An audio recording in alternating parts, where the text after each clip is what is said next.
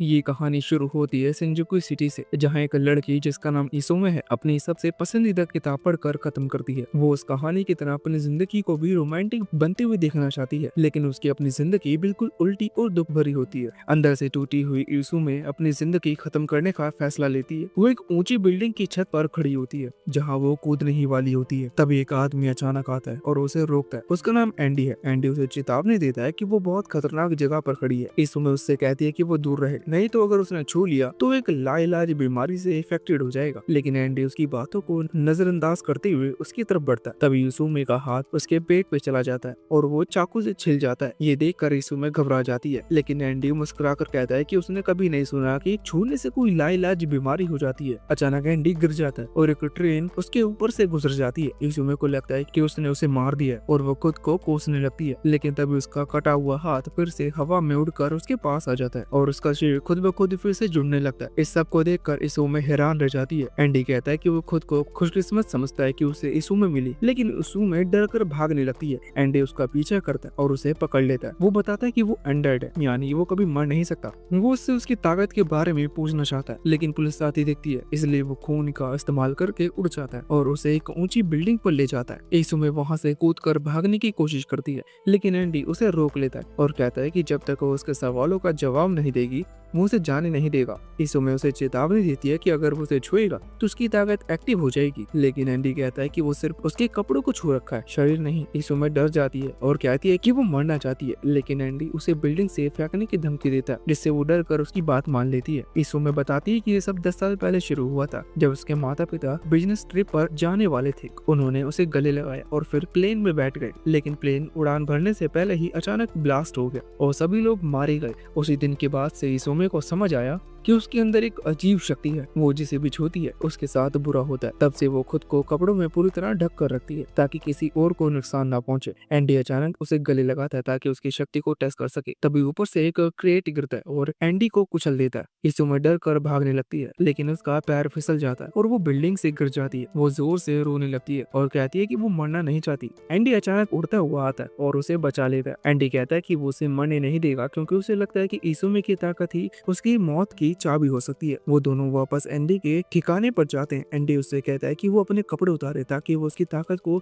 और अच्छे से समझ सके, लेकिन इसुमे डर कर भागने लगती है। भागते वक्त उसका टोपी एक कील में अटक जाता है और गिर जाती है, जिससे उसकी बहुत ही लंबे बाल दिखाई देने लगते हैं। इसुमे बताती है कि कभी किसी ने उसके बाल भी नहीं काटे, क्योंकि जो भी कोशिश करता वो मर जाता। एंडी तब उसे पकड़ता है और खुद ही उसके बाल काटता है। वो बताता है कि वो पहले हेयर स्टाइलिस्ट था, उसे पता है कि जब तक वो उसे छोड़ेगा नहीं उसकी ताकत एक्टिवेट नहीं होगी। फिर वो उसे शीशा दिखाता है और इसुमे को अपनी हेयर कट देखकर पहली बार खुशी होती है। एंडी बहुत एक्साइटेड होता है कि उसने 15 मिनट तक इसुमे को पकड़ा रखा और अब देखना चाहता है कि क्या होता है। तभी अचानक उसका सिर फट जाता है और कुछ आदमी वहाँ आ जाते हैं। वो एंडी का सर एक कैप्सूल में बंद कर देते हैं और इसुमे को हथकड़ियां पहनाते हैं। वो कहते हैं कि उनका काम ऐसे नेगेटिव्स को पकड़ना है, जैसे कि इसुमे। इसुमे को कुछ समझ में नहीं आता। उस ग्रुप का लीडर बताता है कि उन्होंने उसकी ताकत के बारे में सब पता है, इसलिए वो लोग खुद को कपड़े से बचा कर आए हैं। वो कहते हैं कि अब वो उसकी ताकत का इस्तेमाल करेंगे, जिसे एंडी करने वाला था, लेकिन इसुमे गुस्से में आकर कहती है कि एंडी ऐसा इंसान नहीं है। लीडर उसे चेतावनी देता है कि ज्यादा बोलने की जरूरत नहीं है, नहीं तो वो उसे मार देगा। शुरू में सबको लगता है कि दुश्मन का अचानक आना ओम की शक्ति की वजह से हुआ है, लेकिन बाद में साफ हो जाता है कि ऐसा नहीं है, क्योंकि ओम ने उस आदमी को छुआ ही नहीं था। तभी इसुमे कहती है कि सब गलत सोच रहे हैं और अचानक एंडी बंदरों से आजाद हो जाता है। दुश्मन उसे मारने की तैयारी करते हैं और उनका लीडर कहता है कि एंडी कोई खास लड़ाकू नहीं है, लेकिन एंडी कहता है कि पहले वो बहुत अच्छा फाइटर था। वो बताता है कि उसके दिमाग में 100 साल से भी ज्यादा की यादें भरी हुई हैं, जिन्हें उसका दिमाग सहन नहीं कर पाता, इसलिए उसने अपने दिमाग पर एक तरह का कॉर्क लगा रखा है ताकि सब याद रहे। जब वो उसे खोल देता है तो उसकी सारी लड़ाई की स्किल वापस आ जाती है और वो दुश्मनों को हराने लगता है। एंडी कहता है कि दुश्मनों का आना बस एक संयोग था और बिजली का गिरना दरअसल इसुमे की शक्ति का असर था। इसके बाद वो फिर से कॉर्क लगा लेता है। फिर दुश्मनों का लीडर धमकी देता है कि अगर एंडी ने अपना सिर नहीं दिया तो वो इसुमे को मार देगा। एंडी खुद का सिर काट कर उसे फेंक देता है, लेकिन तभी इसुमे खुद आजाद हो जाती है और एंडी को चूम लेती है। इससे उनकी बुरी किस्मत वाली शक्ति और बढ़ जाती है। लीडर को फर्क नहीं पड़ता, लेकिन एंडी बहुत खुश होता है। वो इसुमे से कहता है कि भाग जाओ और कुछ दुश्मनों को रोकता है। इसुमे इमारत से बाहर निकलती है और तभी एक विशाल मीटियोर गिरता है, जिससे जोरदार धमाका होता है और उसे दूर फेंक देती है। उसे लगता है कि एंडी मारा गया, लेकिन थोड़ी देर बाद वो मलबे से जिंदा बाहर निकल आता है। इसुमे बहुत खुश होती है। कुछ समय बाद एंडी इसुमे से कहता है कि वो उससे संबंध बनाए ताकि और बड़ी बदकिस्मती आए, लेकिन इसुमे मना कर देती है और बताते हैं कि जब उसने अपने नाना को मजबूरी में चूमा था, जिन्हें वो बहुत पसंद करती थी, तब से उन्हें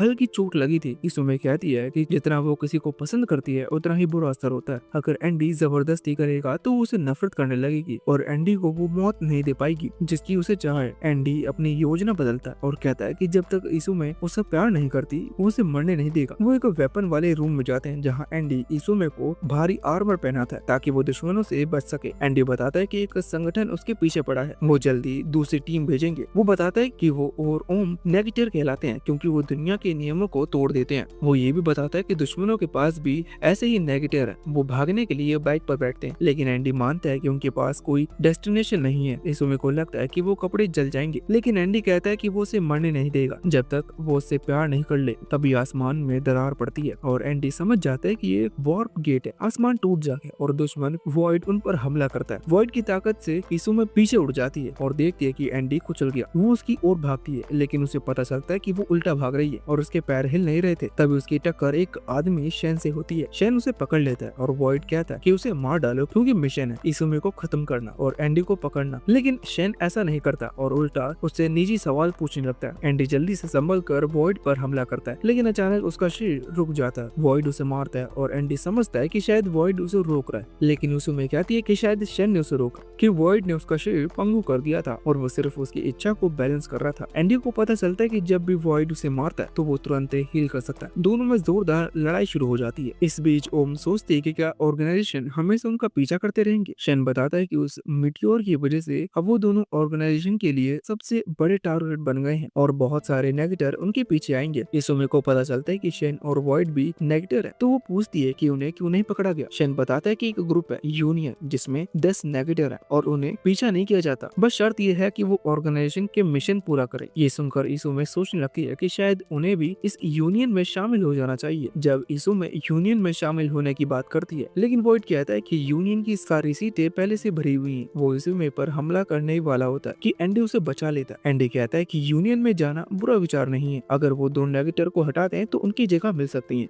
वो इसुमे को भरोसा दिलाता है कि वो हमेशा उसे सुरक्षित रखेगा। इसुमे उसे छूती है और तुरंत भाग जाती है। कहती है कि अब उस पर बहुत बड़ी बदकिस्मती आने वाली है, लेकिन वो ये साफ करती है कि ये असली नहीं है कि वो उससे प्यार करती है, बल्कि इसलिए कि वो एंडी की मदद के लिए आभारी है। अचानक एक ट्रक एंडी से टकरा जाता है और जोरदार धमाके के साथ फट जाता है। शैन और वॉइड वहाँ से निकल भागते हैं और एंडी उड़कर दूर चला जाता है। उड़ते समय एंडी सोचता है कि दुश्मनों की शक्ति कैसी है। उसे याद आता है कि वॉइड हर बार उसकी वार को रोक देता है, इसलिए एंडी मान लेता है कि वॉइड की शक्ति उसके हमले को अनवाइंडेबल बना देती है। लेकिन शैन की शक्ति अब भी मिस्ट्री बनी रहती है। तभी वहाँ बम फट जाता है और पूरी इमारत गिर जाती है। इसमें सोचती है कि क्या ये उसकी शक्ति का असर है, यह सिर्फ एक कोइंसिडेंस है। वॉइड अपनी सूट की वजह से बच जाता है और मलबे से एंडी का हाथ बाहर दिखता है। वॉइड उसे पकड़ लेता है, लेकिन तभी एंडी अचानक सामने आ जाता है। वो बताता है कि उसके शरीर के कटे हुए हिस्से 30 सेकंड बाद गायब हो जाते हैं। एंडी अपनी उंगली काट कर वॉइड की ओर तानता है। वॉइड उसे रोकने की कोशिश करता है, लेकिन एंडी अपनी उंगली दाग देता है और वो सीधे वॉइड के सर पर गिरती है, जिससे वो तुरंत हार जाता है। एंडी समझ जाता है कि वॉइड सिर्फ उसकी मांसपेशियों को रोक सकता था, लेकिन अपनी रीजनरेट होने वाली शक्ति से वो शरीर के हिस्से बिना हील किए बचा सकता है।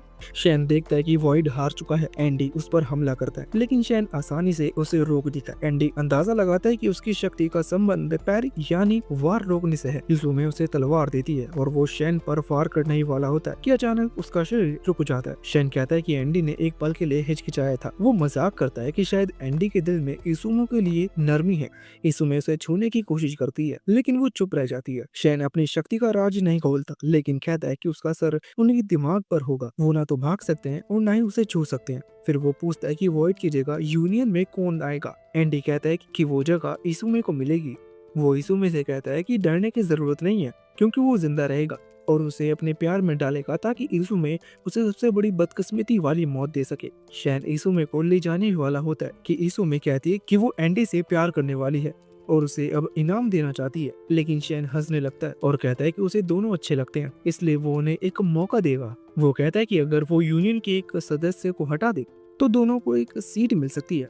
वो उन्हें बताता है कि एक यूनियन सदस्य रूस की एक झील पर जाएगा और उन्हें उसे ढूंढना है। उसकी पहचान एक लाल टाई और एक निशान एम्बलम से होगी। शेन कहता है कि रास्ते में उनके पीछे लोग लगेंगे, लेकिन वो उम्मीद करता है कि वो पास होंगे। इसके बाद वो उन्हें छोड़ देता है। इसो में हैरान होती है कि वो बचे कैसे। एंडी उसकी मदद करता है और कहता है कि वो उसे मजबूरी में नहीं चाहता। वो उसे अपनी प्लान बताता है। उसके पास एक नाव है जिसे वो रूस जाएंगे और वहाँ से हवाई जहाज पकड़कर उस नाम की जगह जाएंगे जहाँ एंडी के साथ ही उनकी मदद करेंगे। वहाँ वो दूसरी नेगेटिव को हराकर यूनियन में दूसरी खाली सीट पा सकते हैं और आखिरकार सुकून से जी सकते हैं। कहानी फिर 50 साल पहले जाती है, जब एंडी को एक आइस लोकेशन सुविधा में बंद दिखाया जाता है जहाँ एक छोटी लड़की उसे देख रही होती है। वर्तमान में वही लड़की सैटेलाइट पर बैठी एंडी की नाव को ट्रैक कर रही है। एंडी नाव पर सफर का मजा ले रहा होता है, लेकिन इसो में छुप जाती है क्योंकि उसे डर है कि वो पकड़े जाएंगे। एंडी उसे बाहर खींचता है और कहता है कि मजा लो। तभी उन पर हमला हो जाता है। इसुमे घबराती है, लेकिन एंडी कहता है कि उनके पास हमेशा इसुमे की शक्ति का सहारा है। इसुमे सोचती है कि उसकी शक्ति इतनी काम की नहीं है, लेकिन एंडी बताता है कि असली फर्क इस बात से पड़ता है कि वो उससे कैसे इस्तेमाल करती है। वो अपनी शक्ति का और भी उपयोग दिखाता है, जिससे इसुमे इफेक्टेड होती है और सोचने लगती है कि शायद ये शक्ति सिर्फ बदकिस्मती लाने के लिए नहीं है, बल्कि और भी काम आ सकती है। इसुमे सोचती है कि आप ये यूनियन में शामिल हो सकते हैं, लेकिन एंडी कहता है कि उन्हें उस आदमी के पीछे जाना होगा जिसके पास एम्बलम है। वो मानता है कि ये निशान यूनियन के 10 सदस्यों का प्रतीक है। एंडी बताता है कि उसने पहले 3 लोगों को देखा जिनके पास ऐसा एम्बलम था। पहला है उसकी अटूट तलवार बनाने वाला जिसे एंडी ने चुराया था। दूसरा एक वैज्ञानिक जिसके पास 50 साल पहले उस पर एक्सपेरिमेंट किए थे। और तीसरा है एक लड़की जिसका नाम है जिन, जो इनविजिबल दीवारें बना सकती है और वही थी जिसने सालों पहले एंडी को पकड़ लिया था। कहानी में पता चलता है कि जिन के दिल में एंडी के लिए भावनाएं हैं और वो उसे अपना पहला इकलौता प्यार मानती है। वो अपने सैटेलाइट से हमला करती है और एक ही पल में उनकी नाव को खत्म कर देती है। एंडी हैरान होता है कि किसने उन पर हमला किया। वो देखता है कि उसमें बेहोश पड़ी है और मलबे में दबी है। एंडी अपना हाथ काट कर अपनी शक्ति का इस्तेमाल करता है और मलबे को हटाकर उसे बचाता है। जब वो पानी से ऊपर उठता है तो उसे एक आइडिया आता है। वो सतह पर पहुंचते हैं और इसुमे होश में आ जाती है। एंडी उससे कहता है कि हाथ ऊपर करो क्योंकि दुश्मन उन पर बंदूक ताने खड़ा है। इसुमे को हैरानी होती है कि वो सरेंडर क्यों कर रहे हैं, लेकिन एंडी कहता है कि वो बस समय खरीद रहा है और देखना चाहता है कि क्या वो उसकी शक्ति को काबू में ला सकते हैं। इसुमे कहती है कि ये नामुमकिन है, लेकिन एंडी का एक सिद्धांत है। वो बताता है कि जब तक उसकी बुरी किस्मत हमेशा किसी बराबरी के प्राइस वाली चीज से जुड़ी रही है, जैसे बाल कटवाना या उनका चुभना, जो उसके लिए बहुत मायने रखते हैं। जब आसपास कुछ वैसा नहीं होता तो उसकी शक्ति ने बिजली और मिट्टियोर खींच ली है। एंडी कहता है कि पानी के नीचे भी कुछ ऐसा ही है जिसका इस्तेमाल किया जा सकता है। इसुमे देखती है कि उसके कपड़े सही जगह पर नहीं है। एंडी बताता है कि उसे सीपीआर देने के लिए ऐसा करना पड़ा और उसने मुंह से सांस भी दी थी। इसमें कोई विश्वास नहीं होता और तभी अचानक बहुत बड़ा धमाका होता है जो उन्हें ऊपर उछाल देता है। वो दोनों दुश्मन का जेट छीन लेते हैं। एंडी पायलट को तुरंत मार देता है और वो जेट उड़ा ले जाता है। एंडी इसुमे से कहता है कि अगर वो बराबरी की कीमत वाली चीज ढूंढ ले और सही तरह का कॉन्टेक्ट बना ले तो उसकी शक्ति को बैलेंस कर सकते हैं। वो कहते हैं कि अब उसकी शक्ति उनका सबसे बड़ा हथियार है। उड़ते समय अचानक प्लेन सेल्फ डिस्ट्रॉय के लिए तैयार हो जाता है। एंडी जल्दी से सीट निकाल देता है और प्लेन फट जाता है। इसुमे सोचती है कि अब वो मारे जाएंगे, लेकिन एंडी अपने शरीर से जमीन पर गिरने का झटका कम कर देता है। वो दोनों आउटरेज नाम की जगह पर पहुंच जाते हैं। इसुमे वहाँ की खूबसूरत झील देखकर हैरान रह जाती है। एंडी उससे कहता है कि वो झील का मजे ले, जबकि वो अपने दोस्तों को ढूंढता है। वो कहता है कि इतने सारे सैलानियों के बीच यूनियन उन पर हमला नहीं करेगा। इसुमे सोचती है कि सिर्फ 4 दिन में उसकी जिंदगी कितनी बदल गई है। तभी कुछ लोग उससे बात करने आते हैं, लेकिन भाषा ना समझ पाने के कारण वो भाग जाती है। रास्ते में उसे एक लड़की दिखती है जो ड्राइंग कर रही होती है। वो लड़की जिन निकलती है। जिन उसे देखकर खुश होती है और कहती है कि उसे एक और जापानी मिली है। वो इसुमे को भी ड्राइंग बनाने के लिए कहती है। जिन उससे पूछती है कि उसे बदलती चीजें पसंद है या रुकी रुकी। इसुमे कहती है कि वो पक्के तौर पर नहीं जानती। जिन कहती है कि उसे रुकी रुकी चीजें ज्यादा पसंद है, जैसे कला, जिससे वो दुनिया को हमेशा एक जैसी रख सकती है। इसुमे अपनी पेंटिंग खत्म करती है जिसमें उसने तारों को बना दिया होता है। जिन हैरान होती है क्योंकि अंतरिक्ष में तो सिर्फ सूरज और चांद है, तारे ही नहीं है। इसुमे कहती है कि चांद अकेला लग रहा था, इसलिए उसने खुद को साथ ही दे दिए। वो सोचती कि पहले उसे लगता था कि वो कभी नहीं बदल सकती, लेकिन एंडी से मिलने के बाद उसे बदलाव की अहमियत समझ आई। जिन उसे भोली कहती है और अपनी टाई पहनकर अचानक आसमान में तैरने लगती है। एंडी लौटता है और तुरंत जिन पर हमला करता है, लेकिन वो आसानी से उसके वार को रोक देती है। इसुमे चौंक जाती है और समझ जाती है कि वो असली जिन है। एंडी बताता है कि हाँ, वही लड़की है जिसने 50 साल पहले उसे पकड़ा था। वो कहता है कि उस समय जिन सिर्फ 16 साल की थी और अब वो 66 साल की होनी चाहिए। इसका मतलब कि ऑर्गेनाइजेशन के पास उम्र रोकने की कोई ताकत है। वो उसे चुप कर देती है और कहती है कि वो हमेशा 16 साल की रहेगी। एंडी पीछे हटता है और महसूस करता है कि उसकी आवाज पर कुछ इनविजिबल चीज लगी हुई थी। अब उसे जिन की शक्ति से निपटने का कोई तरीका ढूंढना होगा। जिन बताती है कि वो एंडी से प्यार करती है। 50 साल पहले उसे पकड़ने का आदेश मिला था, पर जब उसने उसे पकड़ लिया तो उसने महसूस किया कि यूनियन की सारी सीटें खाली नहीं थी, इसलिए एंडी को एक सेल में रखना पड़ा। फ्लैशबैक में हम एंडी को उसके सेल में देखते हैं और जिन उससे माफी मांगती है, लेकिन एंडी कहता है कि कोई बात नहीं, वो मर ही नहीं सकता और वो फिर से लड़ना चाहता है। ये मन ही मन कहकर कि अब वो हार नहीं मानेगा। प्रेजेंट में जिन कहती है कि एंडी की ठंडी चाल ने उसे उस पर फिदा कर दिया। एंडी बम फेंकता है जिससे बड़ा धमाका होता है, पर जिन जिंदा रहती है और उस पर चोटें भी आती हैं। वो खुश है कि वो मारा गया क्योंकि अब यूनियन में एक जगह खाली हो गई है। वो चाहती है कि एंडी उसे ले ले। एंडी एक फ्लैशबैक फेंकता है जब जिन अंधेरी हो जाती है। एंडी उसके पास दौड़ता है और उसके बैरियर को पार करने की कोशिश करता है, पर वो टेक्निक से पीछे हट जाता है। एंडी अभी भी उसके पैटर्न और ताकत को समझने की कोशिश में है। ईसो में पूछती है कि उसके दोस्त कहाँ हैं, पर एंडी बताता है कि वो मर चुके हैं, इसलिए अब उन्हें अकेले जिन से निपटना होगा। उसे याद आता है कि जिन ने झील के पानी को कंट्रोल करके एक इनविजिबल दीवार बनाई थी। एंडी सोचता है कि उसकी ताकत शायद कठोर करने से जुड़ी है, पर उसे हैरानी होती है कि उसकी तलवार भी उस बैरियर को काट नहीं पाती। जिन हवा में ताकत इकट्ठा करती है और अपना हथियार फेंकती है जो एंडी के शरीर को बीच में से काट देता है। जिन जानती थी कि एंडी बच सकता था, पर उसने सोचा कि वो ईसुमे को बचाने के लिए ऐसा कर रहा है क्योंकि ईसुमे उसके लिए बोझ है। जिन ने एंडी के निचले हिस्से को रोक रखा था और कहती है कि अब उसे ईसुमे को छोड़ देना चाहिए, पर एंडी उसे मरने नहीं देगा। जिन उसके सिर लेने की तैयारी करती है, तभी एंडी कहता है कि उसने उसकी शक्ति का राज समझ लिया है। वो एक ग्रेनेड काट कर उसके सिर पर बांध देता है और अपना सिर हवा में छोड़ देता है। बीच में वो फटता है और उसका खून बारिश की तरह जमीन पे गिरता है। उस खून के साथ हवा में बने हाथ भी दिखते हैं जो असल में हवा को स्टेबल करके बने थे, और ये एंडी के सिद्धांत को सही साबित कर देता है। जिनकी शक्ति चीजों को बदलने से रोकती है। एंडी जानता था कि वो अकेले जिन को हरा नहीं सकता, इसलिए वो ईसुमे से मदद मांगता है। ईसुमे उसके सीने से छूती है और जिन गुस्से में कहती है कि ईसुमे ने शरीर से उसे बहकाया। जिन कहती है कि ईसुमे की खूबसूरती 20 साल में टूट जाएगी, पर उसकी शक्ति उसे हमेशा जमा रखेगी। एंडी इस बात पर शॉक होता है क्योंकि जिन कह रही है कि वो सेल्फ टारगेटर यानी अपनी ताकत खुद पर लगाती है, पर एंडी देखता है कि जिन सच में बूढ़ी हो रही है और सिर्फ मेकअप से यंग दिखती है। उसके साफ होते ही जिन असल में एक्सटर्नल टारगेटर है। उसकी ताकत ह्यूमन पर काम नहीं करती। ये बात जिन को चौंका देती है और वो गुस्से में उन पर हमला कर देती है। एंडी उड़कर दूर चला जाता है और सोचता है कि जिन की एक कमजोरी है, अगर वो कोई बड़ी कमजोरी का सोर्स ढूंढ ले तो उसे हराया जा सकता है। उसी वक्त कुछ उनके ऊपर गिरता है और वो क्रैश कर जाते हैं। ऊपर से लेजर आकर उन पर वार करती है। जिन बताते हैं कि वो झील में एक रहस्यमय जानवर की जांच कर रहे थे और वो उसी की स्कैनिंग कर रही थी। अब वो थक चुकी है और ईसुमे को मारना चाहती है। ऊपर एक यूएफओ आता है और जिन ईसुमे पर टूट पड़ती है ताकि उसे मार सके। एंडी हिम्मत से बचते हुए बोलता है कि वो ईसुमे को तब तक मरने नहीं देगा जब तक वो उसे वो मौत न दे दे जिसे वो चाहता है। वो पानी में खून देखता है और समझ जाता है कि जिन के पैर के नीचे बैरियर में एक छेद है जो उसके चलने की वजह से एंडी वहाँ तेजी से दौड़ता है और सही पल पर बुरी किस्मत चालू करने की प्लान बनाता है। वो जमीन को खून से ढक देता है ताकि उसकी नजर और संतुलन खराब हो जाए, ताकि वो उस छेद पर फिसल कर गिर पड़े। और उसी समय एंडी अपना हमला चलाए। जैसे ही जिन अपने बैरियर को हटाने के बारे में सोचती है, उसी समय एक तलवार उसकी बैरियर में घुस जाती है और उसकी कमजोर जगह सामने आ जाती है। ईसुमे उसका फायदा उठाता है और अपना सिर उसके अंदर डाल देता है जिससे उसकी बदकिस्मती एक्टिवेट हो जाती है। वो वहाँ जिन तक पहुंच जाता है। एंडी समझता है कि वो बैरियर के अंदर आ गया है।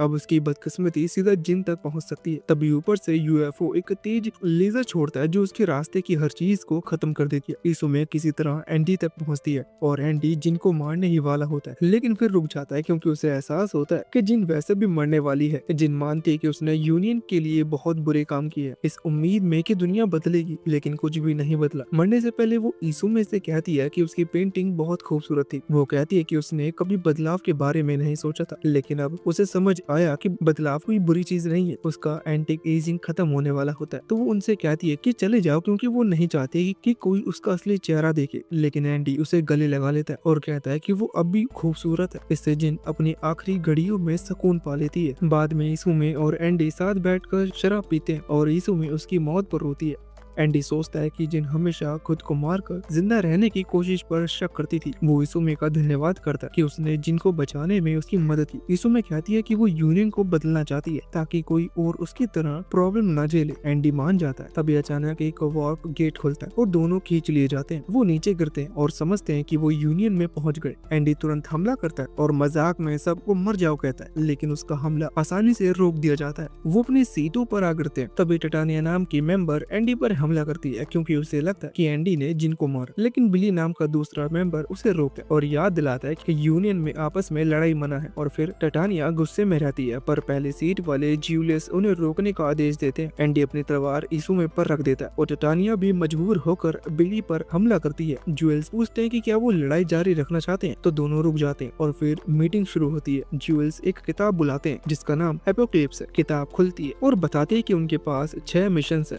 इनमें दूसरे नेक्टर्स को पकड़ना है और कुछ अजीब जीव जिन्हें यूमास कहा जाता है उन्हें खत्म करना है। इन मिशनों के साथ इनाम भी है, जैसे यूनियन में नई सीट जोड़ना, लेकिन उन्हें ये सब महीने के अंत तक पूरा करना होगा वरना सजा मिलेगी। जूलियस से एनसीओ नाम के मेंबर से एनालिसिस करने को कहती है। एनसीओ बताता है कि वो सिर्फ 3 मिशन पूरा कर पाएंगे, बाकी पर पनिश किया जाएगा। इसमें समझ नहीं पाती कि ये सब क्यों जरूरी है।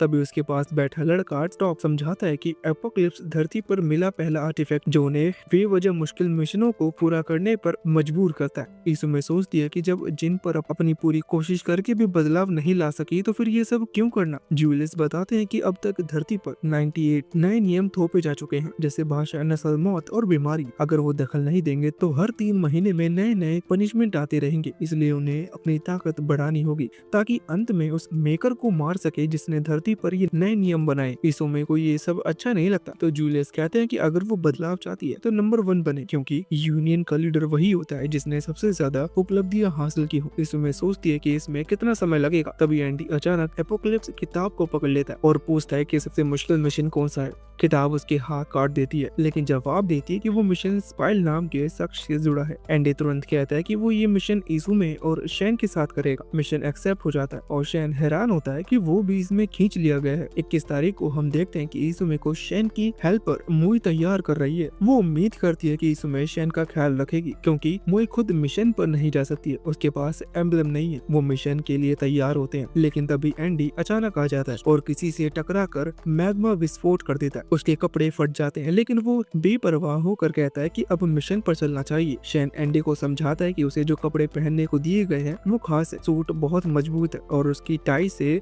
वो हर पब्लिक सर्विस का इस्तेमाल कर सकता है, साथ ही किसी भी भाषा को समझ सकता है। साथ ही मिशन में भाग लेने के लिए एम्बलम होना जरूरी है, लेकिन एंडी को उसकी परवाह नहीं है। वो कहता है कि वो इसुमे के साथ डेट पर जाना चाहता है, लेकिन वो शैन से अलग हो जाएगा। तभी अचानक अलार्म बजता है और सबको पता चलता है कि एक यूमा कंटेनमेंट से भाग गया है। उसकी पहचान क्लोथ्स के रूप में होती है। इसी जीव की शक्ति ये है कि ये किसी इंसान से चिपक कर उसकी सबसे चाहिए हुई पोशाक में बदल सकता है और उसके शरीर पर कब्जा कर लेता है। एंडी को कोई मारता है, लेकिन वो उस आदमी को पकड़कर बेहोश कर देता है। मूवी बताती है कि अगर होस्ट हिलने डुलने की क्षमता खो दे तो क्लोथ्स किसी और शरीर पर कब्जा कर लेगा। थोड़ी देर में क्लोथ्स मूवी पर कब्जा कर लेता है। एंडी नोटिस करता है कि उसका रूप तो वही है, लेकिन अब उसके पास एम्बलम आ गया है। मूवी हमला करती है और एंडी शैन से कहता है कि वो अपनी ताकत से उसे रोके, लेकिन शैन कहता है कि उसकी शक्ति क्लोथ्स पर काम नहीं करती। इस समय मूवी को पकड़ लेती है, जिससे उसकी क्षमता लिमिट हो जाती है और मूवी एक ईंट लगने से बेहोश हो जाती है। क्लोथ्स फिर इसुमे को निशाना बनाता है, लेकिन एंडी समय पर बचा लेता है। अब क्लोथ्स एंडी पर चिपक जाता है। इसुमे को अजीब लगता है कि क्लोथ्स एंडी पर कब्जा करके भी कपड़ों में नहीं बदल रहा है। क्लोथ्स एंडी पर गुस्सा करता है क्योंकि एंडी हमेशा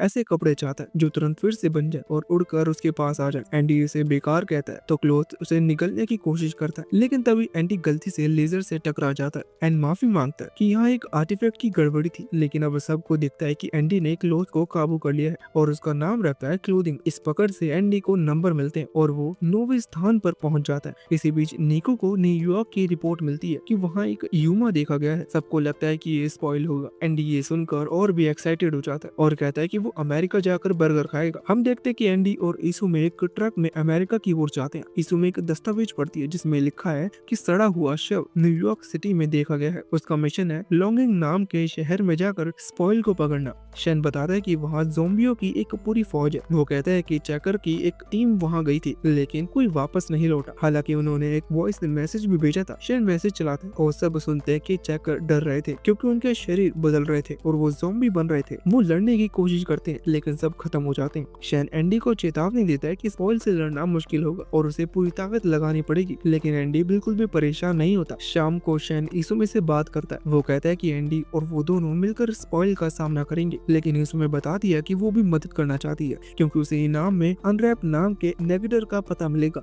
उसे लगता है कि शायद अनरैप ही एंडी को वो मौत दे सके जो वो चाहता है। वो सोचती है कि एंडी ने शेन को मजबूरी में मिशन पर लाया, लेकिन शेन कहता है कि उसके पीछे एक कारण है। मिशन बहुत मुश्किल है और वो एंडी का एक नया रूप देखना चाहता है। अगले ही दिन वो अपनी मंजिल पर पहुंचते हैं। शहर एक ऊंची दीवार से घिरा हुआ है। एंडी रॉकेट लॉन्चर निकाल कर दीवार तोड़ देता है। दीवार टूटते ही ज़ॉम्बियों का झुंड सामने आ जाता है। एंडी सोचता है कि शायद इन्हें बचाया जा सकता है, लेकिन शेन कहता है कि यह असंभव है क्योंकि उनके शरीर पहले ही बदल चुके हैं। एंडी अब पूरी ताकत लगाने का फैसला करता है। वो ट्रक को तेजी से चलाता है और ज़ॉम्बियों को कुचलता हुआ दीवार तोड़कर अंदर घुसता है। वो कूद कर बाहर आता है और ज़ॉम्बियों से कहता है कि अगर वो उसे समझ सकते हैं तो झुक जाए क्योंकि वो उनसे बात करना चाहता है। लेकिन जब कोई रुकता नहीं तो वो उनकी गर्दन काट कर मारना शुरू कर देता है। तभी उसे एहसास होता है कि उनमें से एक लड़की उसकी बात समझ गई थी। वो सोचता है कि इसे ऑयल को ढूंढने में इस्तेमाल कर सकता है, लेकिन शेन कहता है कि ये लापरवाही है क्योंकि यूमा नेगेटर्स से अलग होते हैं। शेन बताता है कि यूमा असल में नियम ही होते हैं, जबकि नेगेटर्स को अपनी शक्ति इस्तेमाल करने के लिए कुछ शर्तें पूरी करनी पड़ती है। यूमास का नियम यह है कि वो अपने इलाके में आने वाले किसी भी इंसान का असर डला सकते हैं। क्लियो एंडी से कहता है कि उसके पेट पर कुछ लिखा हुआ है और तब एंडी को एहसास होता है कि वो एक टाइमर है। शेन और इसुमे अपनी बॉडी पर टाइमर नहीं देखते तो शेन सोचता है कि एंडी स्पाइल के इलाके में घुस गया है। इसुमे घबरा जाती है, लेकिन एंडी शांत रहता है और कहता है कि वो इंतजार करेगा जब तक टाइमर खत्म नहीं हो जाता क्योंकि उसे लगता है ये उसे नहीं मार पाएगा। जैसे ही टाइम खत्म होता है एंडी का शरीर सड़ने लगता है, लेकिन उसका शरीर लड़ाई करता है और वो आधा ज़ॉम्बी बन जाता है। अब वो उस लड़की की बात समझ पाता है। वो अपनी शक्तियों से कहता है कि वो उस लड़की से शादी करेगा क्योंकि शादी के बाद वो स्पॉइल की लोकेशन बताएगी। एंडी उसके साथ चला जाता है। उधर इसुमे एक लड़की को देखती है जो उसे देख कर छिप जाता है। वो उसके पीछे दौड़कर एक अंडरग्राउंड सुरंग में जाती है, लेकिन शेन उसे रोकता है और कहता है कि वो लापरवाह हो रही है और अगर आगे बढ़ी तो स्पॉइल के इलाके में चली जाएगी। अचानक वो बच्चों के एक ग्रुप में आता है जिनके शरीर पर टाइमर लगे होते हैं, लेकिन उनके टाइमर में ज्यादा नंबर दिखाई देते हैं। उनका लीडर सोचता है कि शेन और इसुमे उन्हें मारने आए हैं क्योंकि वो ज़ॉम्बी बनने वाले हैं। इसुमे उनकी तरफ बढ़ती है तो उसके शरीर पर भी टाइमर दिखने लगता है। शेन समझ जाता है कि वो उसे अकेले नहीं छोड़ सकता और उनके साथ जुड़ने का फैसला करता है। इधर एंडी और ज़ॉम्बी लड़की की शादी की तैयारी कर रही होती है। लड़की शादी का जोड़ा पहनती है और एंडी से कहती है कि उसने उसका सपना पूरा कर दिया क्योंकि वो हमेशा से वेडिंग ड्रेस पहनना चाहती थी। वो एंडी से कहती है कि उन ज़ॉम्बियों को मुक्ति दे और एक मूर्ति की तरफ इशारा करती है। एंडी को याद आता है कि उसका आदेश स्पॉइल को पकड़ना है, लेकिन वो लड़की की इच्छा पूरा करने के लिए मूर्ति पर हमला करता है। मूर्ति जिंदा हो जाती है और स्पॉइल जाग उठता है। एंडी रबल से निकलता है और देखता है कि ज़ॉम्बी उसे बचाने की कोशिश कर रहे थे। वो घड़ी की घंटी बजाते हुए कहता है कि सब आवाज का पीछा करे और ज़ॉम्बी स्पॉइल पर टूट पड़ते हैं। उधर इसुमे बच्चों से बात करती है और लीडर अपना नाम केन बताता है। वो कहता है कि वो सबसे बड़ा है इसलिए सबकी जिम्मेदारी उसकी है। फ्लैशबैक में देखते हैं कि शहर में एक काला गोला आया और उसने सबको ज़ॉम्बी बना दिया है। बच्चों की टीचर ने उन्हें बचाकर सुरंग में भेज दिया और कहा कि सपने देखने से वो स्पॉइल नहीं बनेंगे। वापस प्रेजेंट में कैनिक लड़की को उसका सपना याद दिलाता है जिससे उसका टाइमर बढ़ जाता है। इसी समय ऊपर से शोर सुनाई देता है और वो देखते हैं कि एंडी स्पॉइल से लड़ रहा है। शेन कहता है कि ज़ॉम्बी उसका कुछ बिगाड़ नहीं सकते, लेकिन एंडी उन्हें लड़ने का मौका दे रहा है। बच्चे अपनी टीचर को पहचानते हैं जो अब ज़ॉम्बी दुल्हन बनी हुई है। ज़ॉम्बी स्पॉइल पर हमला करते हैं, लेकिन एक साइन बोर्ड गिरकर उसे काट देता है। एंडी समझ जाता है कि ज़ॉम्बी बच नहीं सकते। वो इसुमे से कहता है कि वो सबको बम में बदल दे। इसुमे पहले मना करती है, लेकिन टीचर उसे गले लगा लेती है और कहती है कि वो मरने के लिए तैयार है। टीचर स्पॉइल पर हमला करती है और इमारत में धमाका होता है, लेकिन स्पॉइल बच जाता है। फिर ज़ॉम्बी बम बनकर स्पॉइल पर टूट पड़ते हैं, लेकिन वो उन्हें निकल जाता है और अपनी दूसरी शक्ल में बदल जाता है। उसकी लेजर एंडी के हाथ पर लगती है और एंडी उसे काट देता है। शेन समझता है कि उसकी ताकत से शरीर सड़ जाता है, लेकिन जब उसने इसुमे से बात की तो कुछ नहीं हुआ। इससे शेन को अंदाजा होता है कि उसका शरीर तभी कमजोर है। जब वो सिर बाहर निकालता है, शेन अपनी ताकत से स्पॉइल को मारता है क्योंकि उसका पावर सामने वाले की हरकत उल्टा देता है। इसुमे कहती है कि वो इंसान अपना शरीर इसलिए चाहते हैं ताकि अपने सपनों का पीछा कर सके। उसका टाइमर रीसेट हो जाता है और स्पॉइल चौंक जाता है। शेन अपने डंडे से स्पॉइल को मारता है और कहता है कि उसने उसकी कमजोरी जान ली है और कहता है एंडी सोचता है कि सड़न को रोकने के लिए नमी हटानी होगी और कहता है कि उन्हें स्पॉइल को स्पेस में ले जाना चाहिए जहाँ नमी नहीं होती। शेन कहता है कि वो उसे ऊपर तक ले जा सकता है, लेकिन एंडी को उसका असर सहना होगा। एंडी तैयार हो जाता है, लेकिन कहता है कि उसकी कुछ शर्त होंगी। शैन एंडी पर भरोसा करता है और अपना डंडा उसे दरार में फेंक देता है जहाँ एंडी उसे पकड़ लेता है। एंडी उसे बढ़ाने का आदेश देता है जिससे स्पॉइल हवा में उड़ जाता है। इसी दौरान एंडी अपना यादें खोल देता है और वो शैन के साथ धरती के एनवायरनमेंट से बाहर निकल जाता है। इसुमे को चिंता होती है क्योंकि उसे याद आता है कि अगर एंडी ने अपनी यादें खोल दी तो वो अनस्टेबल हो जाएगा। शैन उसे बताता है कि वो वहाँ उस इंसान से मिलने वाली है जिसने अनगिनत फाइट्स जीती हैं। स्पॉइल बताता है कि वो बिना नमी के भी ऊर्जा किरण चला सकता है। वो एंडी के सिर पर हमला करता है लेकिन एंडी तुरंत ही खुद को फिर से बना लेता है और उसकी शक्ल बदल जाती है। वो स्पॉइल से कहता है कि वो उसका मुकाबला नहीं कर सकता। वो अपनी उंगलियां चलाता है जो अलग होकर कई रूप बना लेती हैं और स्पॉइल के शरीर को चीर देती है। एंडी उसका कोर निकाल लेता है और उसे जमीन पर गिरने देता है। वो कहता है कि अब मजा शुरू होगा। नीचे शैन बच्चों से कहता है कि वो जगह छोड़ दे क्योंकि अब उनकी मदद आने वाली है। स्पॉइल का कोर जमीन पे गिरता है और एंडी का शरीर उसके हाथ से फिर बन जाता है। शैन इसुमे से कहता है कि पीछे हट जा और इसुमे को आदेश देता है कि वो कोर ले ले। एंडी अपने आप से लड़ता है और कहता है कि उसकी जिंदगी बेकार जा रही है और वो मर नहीं सकता।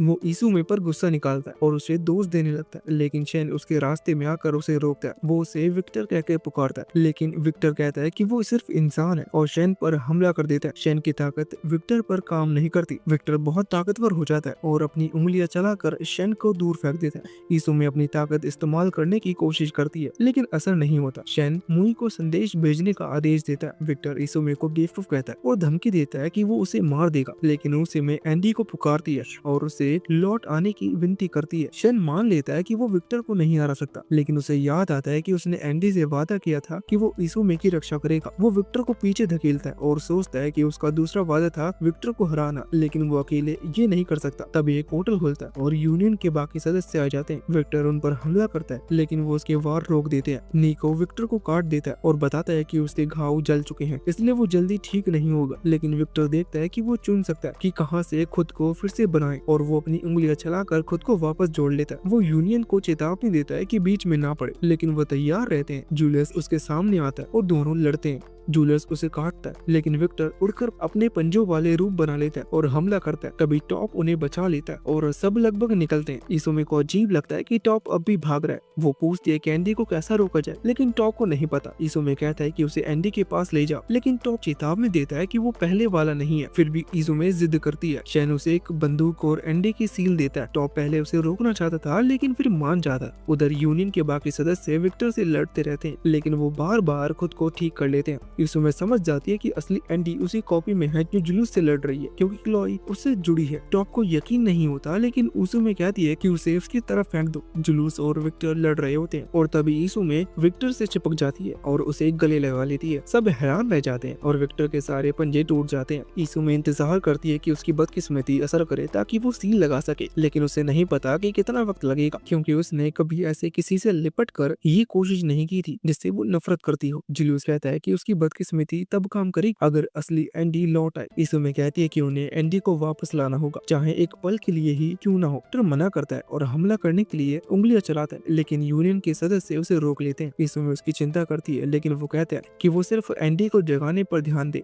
वो एंडी को पुकारती है और उससे लौटने की भीख मांगती है। तभी विक्टर उस पर हमला करने की कोशिश करता है लेकिन टॉप उसे रोक देता है। इसुमे सोचती है कि एंडी को कैसे जगाया जाए।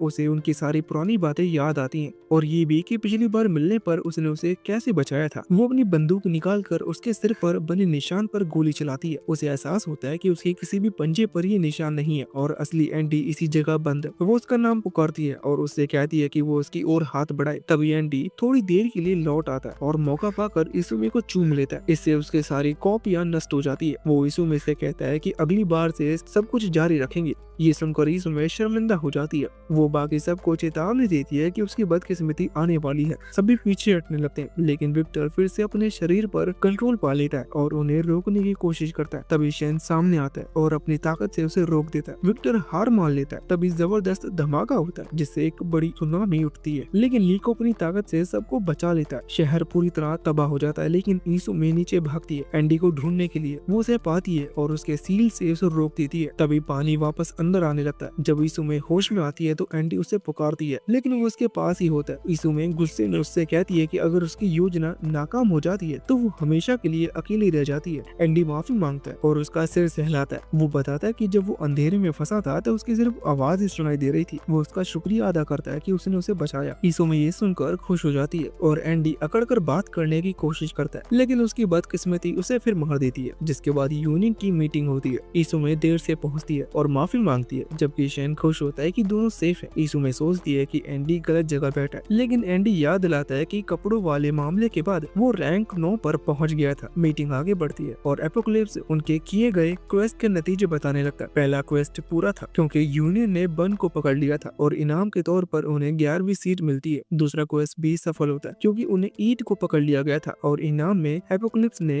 अनबन नाम के नेगेटर की लोकेशन बताई। तीसरा क्वेस्ट निको ने पूरा किया था, इसलिए एपोकलिप्स पूरी दुनिया की भाषाओं को जोड़ देता है। अब हर कोई इंग्लिश बोल और समझ सकता है। साधारण लोग की याददाश्त भी बदल जाती है। शैन इसे जांचने के लिए मुई से चीनी भाषा में बात करता है, लेकिन वो कुछ समझ नहीं पाती। इसका मतलब था कि नियम लागू हो गए हैं। चौथा क्वेस्ट भी सफल होता है और इनाम में रेबिलियन नाम का आर्टिफैक्ट है, ये जानकारी मिलती है। पांचवा क्वेस्ट एंडी को इसूमे ने पूरा किया था जब उन्होंने स्पाइल को पकड़ा। इनाम के तौर पर एपोकलिप्स उन्हें रिप की लोकेशन बताता है जिसके पास एंड्रैप की ताकत है। इसूमे बहुत खुश हो जाती है क्योंकि उसे लगता है कि एंडी को आखिरकार असली मौत मिल सकती है, लेकिन एंडी उतना उत्साहित नहीं होता। छठा क्वेस्ट असफल हो जाता है और वो ये था अनसीन नाम के नेगेटर को पकड़ना। एंडी सोचता है कि उसे रिप ने पकड़ लिया होगा क्योंकि जो लोग उसे ढूंढने गए थे वो बस खून बहाकर मर गए। ये सच भी निकलता है क्योंकि रिप ने असीन को पकड़ लिया था और उसके पेट में एक मैकेनिकल टूल लगा दिया था ताकि वो भाग न सके। रिप उसे अपने ग्रुप में शामिल होने का इन्विटेशन देता है और कहता है कि अगर वो मान जाए तो उसकी शक्ति बंद कर देगा। एपोकलिप्स बताता है कि असफलता की वजह से अब उन्हें सजा मिलेगी।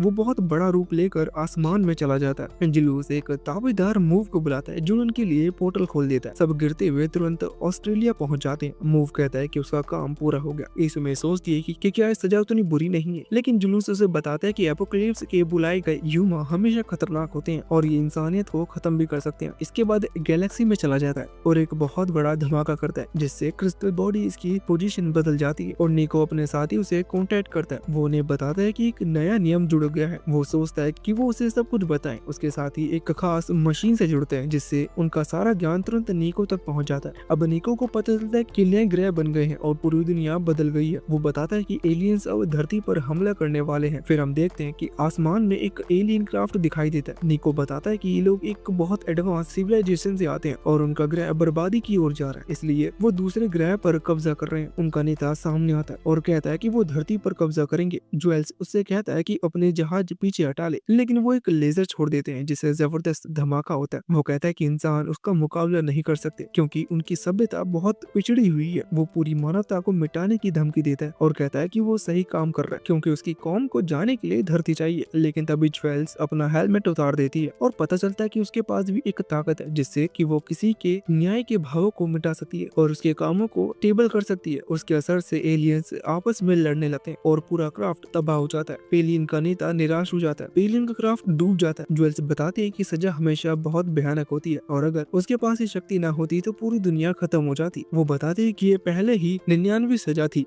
और अब वो कोई भी मिशन फेल नहीं कर सकते। उन्होंने पत्थर की पट्टी कपाई जिसमें 101 खांचे हैं और हर बार सजा मिलने पर एक खांचा भर जाता है। अब केवल 2 खांचे बचे हैं और आखिरी वाले पर रैग्नारॉक लिखा है जिसका मतलब दुनिया का अंत हो सकता है। ज्वेल्स कहती है कि अब एपोकलिप्स अगला मिशन तभी देगा जब वो 11वां सदस्य जोड़ लेंगे और 3 महीने में अगर नया सदस्य नहीं मिला तो एक और सजा मिलेगी, इसलिए नया सदस्य ढूंढना सबसे जरूरी है। वो देखते कि एलियन नेता अभी भी जिंदा है क्योंकि वो सच में ये नहीं मानता था कि वो सही काम कर रहा है। ज्वेल्स उससे कहती है कि जाकर अपने लोगों को चेतावनी दो कि वो धरती से दूर रहें। वो तुरंत पीछे हट जाता है। ज्वेल्स सुझाव देता है कि रिप को भर्ती करना चाहिए। एंडी खुद उसे ढूंढने जाने की पेशकश करता है। ज्वेल्स सोचती है कि उसे साथ चाहिए, इसलिए तातियाना और इजुमे को भी उसके साथ भेजती है। एंडी और इजुमे ब्राजील पहुंचते हैं। वहाँ एक ब्लैक मार्केट ऑक्शन होने वाला है जिसे माफिया चलाते हैं। वहाँ एक नेगेटर को बेचने की तैयारी है। एंडी बताता है कि यहाँ नीलामी एक गलजरी जहाज पर होगी और रिप वहाँ होगा। उनके पास निको द्वारा बनाए गए गेस्ट पास है, लेकिन अपने सामान्य कपड़ों में वो घुल मिल नहीं पाएंगे क्योंकि ये नीलाम मशहूर हस्तियों देखने आएंगे। इसलिए एंडी सुझाव देता है कि वो अच्छे कपड़े पहने। वो एक मॉल में जाते हैं जहाँ एंडी एक सूट पहनता है और इसुमे सोचती है कि वो बहुत अच्छे लग रहे हैं। एंडी वो सूट खरीद लेता है। इसुमे भी ड्रेस देखने लगती है, लेकिन वो खाली ड्रेस पहनने की आदी नहीं है। एंडी उसकी मदद करता है और कहता है कि वो उसे किसी को छूने नहीं देगा। इसुमे को ज्वेल्स की बात याद आती है जब उसने पूछा था कि उसे इस मिशन के लिए क्यों चुना गया। ज्वेल्स ने बताया था कि पहले उसे खतरनाक समझा गया था और इसी कारण शैन और व्हाइट को उसे मारने का आदेश दिया था। लेकिन विक्टर से हुई लड़ाई के बाद ज्वेल्स ने उसकी क्षमता देखी और सोचा कि इसुमे शायद भगवान को हराने की हो सकती है, और उसने याद दिलाया कि रैग्नारोक आने वाला है और इसलिए उसे एंडी से चुनना होगा, क्योंकि अगर वो उससे प्यार करती है तो उसकी असली ताकत सामने आएगी। आखिरकार इसुमे एक ड्रेस पहनती है और एंडी कहता है कि वो बहुत सुंदर लग रही है। वो उसे सलाह देती है कि आत्मविश्वास से चलो और कहता है कि वो बिल्कुल परफेक्ट लग रही है। दोनों वो ड्रेस खरीद लेते हैं और सड़क पर टहलते हैं। एंडी मजाक में याद दिलाता है कि उससे विक्टर को चूमा था, क्योंकि अब वो खुद पर काबू रखता है। इसुमे शर्मा जाती है और भागने लगती है। एंडी उसके पीछे दौड़ता है और कहता है कि वो इस किस का हकदार है। इसुमे धमकी देती है कि अगर उसने कोशिश की तो वो उसकी बदकिस्मती जगा देगी, लेकिन एंडी को भरोसा है कि उसके कपड़े उसे बचा लेंगे। तभी इसुमे क्लू को पुकारती है और वो उसके कपड़े फाड़ देती है, जिससे एंडी की बॉडी दिखने लगती है और इसुमे उसे छू पाती है। एक ट्रक एंडी को टक्कर मार देता है और वो समुद्र में गिरता है और शार्क उसे खा जाती है। कुछ देर बाद एंडी किनारे पर बहकर आ जाता है। वो इसुमे को बताता है कि विक्टर ही असली मालिक है उसे शरीर का, और वो सिर्फ तभी काबू में रहता है जब उसकी यादें सील की जाती हैं। उसे डर है कि विक्टर वापस आ सकता है, लेकिन इसुमे उसे भरोसा दिलाती है कि वो हमेशा उसे बचाने के लिए रहेगी। एंडी उसे पकड़ लेता है, लेकिन उसे अचानक एहसास होता है कि उसके दस्ताने उतर रहे हैं। तभी तातियाना टकरा कर उन दोनों को याद दिलाती है कि उनका मिशन अभी बाकी है। वो कहती है कि एंडी और इसुमे जहाज के अंदर जाकर रिप को ढूंढे और वह बाहर से तलाश करेगी। वो उन्हें सलाह देती है कि वो पति पत्नी का नाटक करे, क्योंकि उनकी गैस के पास में यही लिखा है। वो लोग जहाज में दाखिल हो जाते हैं और सुनते हैं कि लोग नेगेटर की नीलामी की बात कर रहे हैं। नेगेटर ही उस नीलामी का मुख्य सामान है। लोग कहते हैं कि अब नेगेटर ढूंढना आसान हो गया। इसुमे सोचती है कि ऐसा कैसे हुआ, तो एंडी बताता है कि ये भाषा के इंटीग्रेशन की वजह से हुआ है। वो याद दिलाता है कि यह असर केवल आम लोगों पर हुआ है, नेगेटर पर नहीं। शैन सिर्फ इसलिए सबसे बात कर पाता है क्योंकि उसके पास खास टाई है। अब जब सब अंग्रेज बोल रहे हैं तो जो नेगेटर अंग्रेजी नहीं बोल पा रहे हैं वो अलग दिख रहे हैं। इसुमे समझ जाती है कि नेगेटर के साथ अब बुरा सलूक हो रहा है। एंडी कहता है कि वो कभी भी अच्छा जिंदगी नहीं जी पाएंगे, लेकिन ये सब बदला जा सकता है अगर वो भगवान को हरा दे तो उनकी शक्तियों को असली सोर्स एमिट किया जाएगा। इसी बीच हम रिप को उसके साथी मीरा के साथ देखते हैं। गार्ड उन्हें रोकते हैं और कहते हैं कि ये जगह मना है। रिप जाने से इनकार कर देता है तो गार्ड उसे धमकाते हैं कि रिप मजाक में मीरा से पूछता है क्या वो मरने वाला है। मीरा कहती है कि वो उसके सिर में गोली मार देंगे, लेकिन रिप तुरंत तेजी से निकलता है और गार्ड्स की गर्दन काट देता है। तभी एक बड़ा एनिमल निकलता है और अपने साथियों क्रीडा और फांग को हवा में उछाल देता है, जिससे वो रिप से जुड़ जाते हैं। रिप उन्हें बताता है कि नीलामी में एक नेगेटर मीरा का मजाक उड़ाता है क्योंकि वो फॉर्च्यून टेलर कहलाती है, लेकिन उसकी भविष्यवाणी गलत निकल रही है। तातियाना उन्हें देख लेती है और एंडी और इसुमे को चेतावनी देती है कि रिप की टोली उसी नेगेटर के पीछे है। ज्वेल्स बताती है कि उन्हें नेगेटर्स हंटर्स कहा जाता है। वो भी नेगेटर को इकट्ठा करते हैं, लेकिन जबरदस्ती। वो यूनियन जैसे हैं पर उनका एम अलग है। यूनियन भगवान को हराना चाहते हैं ताकि नियम खत्म हो जाए, जबकि नेगेटर हंटर्स दुनिया से बदल लेना चाहते हैं। एंडी और इसुमे कार्गो की तरफ बढ़ते हैं ताकि नेगेटर तक रिप से पहले पहुंचा जाए, लेकिन गार्ड उन पर गोलीबारी शुरू कर देते हैं। तातियाना एंडी को उसकी तलवार देती है और वो उसका सिर काट देता है। इसुमे गार्ड्स की तरफ फेंक देती है और उसकी बदकिस्मती एक्टिवेट हो जाती है, जिससे धमाका होता है और वो बच कर निकल जाते हैं। वो नेगेटर तक पहुँचने की कोशिश करते हैं, लेकिन रास्ते में बम लगे होते हैं। बम फटते हैं और कार्गो में तैनात गार्ड सतर्क हो जाते हैं। नेगेटर शकारा इस मौके का फायदा उठाकर भागने की कोशिश करता है। गार्ड्स उसे देख लेते हैं और गोली चलाने वाले होते हैं, लेकिन शकारा अपनी शक्ति से उसे रोक देता है। लेकिन उसकी शक्ति तभी काम करती है जब वो खुद बिल्कुल स्थिर खड़े हों। इसका मतलब वो भाग नहीं सकता। गार्ड्स गोली चलाने ही वाला होता है और शकारा सोचती है कि माफिया को उसकी शक्ति के बारे में कैसे पता चला, जबकि उसने किसी को नहीं बताया था। फ्लैशबैक में हमें दिखाया जाता है कि शकारा स्कूल जा रहा था। उसका दोस्त उससे बात कर रहा था, लेकिन वो देखता है कि सब अंग्रेजी बोल रहे हैं। उसे लगता है कि सब मजाक कर रहे हैं, लेकिन कोई उसे समझ नहीं पाता। तभी माफिया उसे उठा लेता है क्योंकि उन्हें समझ में आ जाता है कि वो नेगेटर प्रेजेंट में शकारा कार्गो में मोस्टर देखता है और डर जाता है, क्योंकि उसे पता है कि उसकी शक्ति तभी काम करेगी जब वो बिल्कुल हिलेगा नहीं।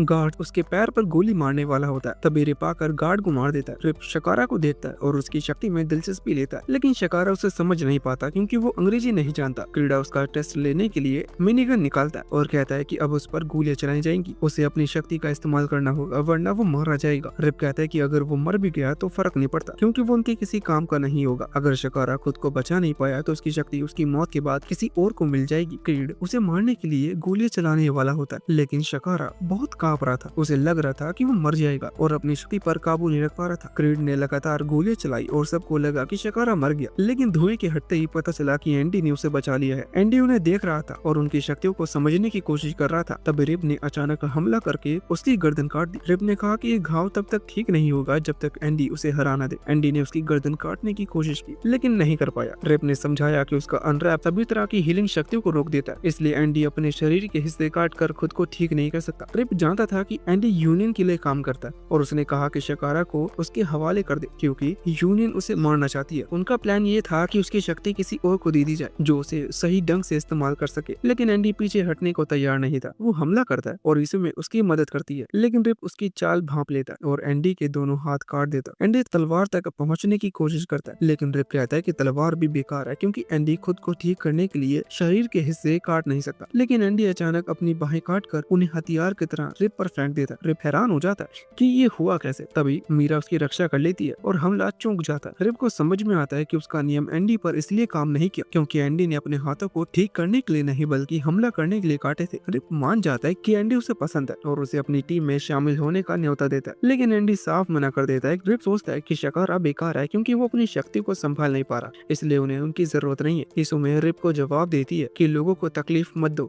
असली दोषी भगवान है। लेकिन रिप कहता है कि उनके पास पहले से ही बहुत समस्याएं हैं और भगवान से लड़ना बहुत बड़ा जोखिम है। एंडी मीरा पर वार करता है और वो खून से लथपथ हो जाती है, लेकिन हमला चूक जाता है। एंडी को शक होता है कि शायद मीरा की शक्ति हमलों को रोकने की है। तभी रिप चाकू फेंक कर शिकारा को मारने की कोशिश करता है। एंडी उसे रोकने के लिए बीच में आ जाता है, लेकिन चाकू उसके शरीर में घुसा देता है। इस समय बीच में आकर उसे रोक लेती है, लेकिन वो खुद बुरी तरह घायल हो जाती है। रिप कहता है कि उसके पास बस 1 घंटा है क्योंकि वो खून बहने से मर जाएगी। एंडी सोचता है कि अपनी सील हटा दे, लेकिन इस समय उसे रोकती है। वो कहती है कि वो ठीक रहेगी और एंडी को हमेशा की तरह दुख पर काबू करना चाहिए। एंडी उसकी बात मान लेता है। तभी गार्ड आ जाते हैं और रिप वहाँ से हटने का फैसला करता है। गार्ड एंडी को घेर लेते हैं और सोचते हैं कि वो नेगेटिव हंटर्स का साथी है। एंडी उनसे आइसोमे को बचाने की गुहार लगाता है और डॉक्टर बुलाने को कहता है, लेकिन वो उसकी नहीं सुनते। फ्लैशबैक में दिखाते हैं कि शिकारा की माँ अपने आखिरी वक्त में उससे कहती है कि जो लोग तुम्हें सच्ची दया दिखाएं उनकी कदर करना, क्योंकि वो जिंदगी में अनमोल होते हैं। वो कहती है कि ऐसे वक्त पर घबराना नहीं बल्कि रुक कर हिम्मत जुटाना और उन्हें बचाना। वापस वर्तमान में गार्ड एंडी को गोली मारने की सोचते हैं, लेकिन शिकारा साहस जुटाकर गोलियां को रोक देता है। गार्ड भी हिल नहीं पाते। एंडी हैरान होता है कि वो अपनी शक्ति को अब नियंत्रण कर सकता है। शिकारा कहता है कि ईसु में उसी की वजह से घायल हुई है और अब वो कायर नहीं बनेगा। वो उसे बचाने का डिसाइड करता है। इसी बीच तातियाना क्रीड और फांग से लड़ रही होती है। क्रीड देखता है कि उसकी गोलियां असर नहीं कर रही, तो वो ग्रेनेड फेंकता है और फांग तातियाना पर धावा बोलकर उसे पीछे धकेल देता है। तातियाना नोटिस करती है कि उसका आर्मर टूट गया है। तभी एंडी उसे संपर्क करता है और बताता है कि आइसु में बुरी तरह घायल है और खून बहने से मर जाएगी। उसे बचाने का एक ही तरीका है, रिप को हराना। ये सुनकर तातियाना गुस्से से भर जाती है। फ्लैशबैक में दिखाया जाता है कि जब उसे जिन की मौत का पता चला था तो वो टूट गई थी। जब एंडी यूनियन में शामिल हुआ था तो उसने तुरंत उस पर हमला कर दिया और लड़ाई की चेतावनी दी। एंडी ने उसकी चेतावनी स्वीकार कर ली थी।